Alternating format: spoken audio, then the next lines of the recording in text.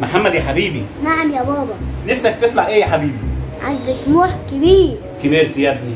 عايز اعمل مشروع. عايز تعمل مشروع ايه يا قلبي؟ اول حاجة اخرج من المدرسة. تخرج من المدرسة ازاي يعني؟ تخلص تدرس يعني وتخرج؟ لا يا بابا، اخرج من وقتي. تمام يا حبيبي، كمل.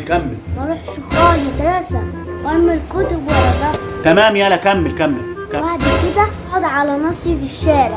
كمل.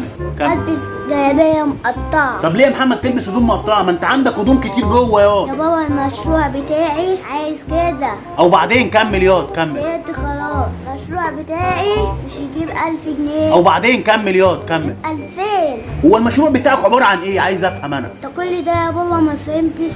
هو المشروع بتاعك عبارة عن ايه؟ عايز افهم انا. المشروع بتاعي اللي فات يا بابا. صدق انا لو لقيت المشروع ده جميل هخش معاك، هسيب الشغل واشتغل معاك ياض، تصدق بقى؟ المشروع يا بابا اشتغل شحات. يا ابن الكلب، عايز تشغل ابوك شحات وانا عمال اقول لك كمل. سلام يا اصحابي.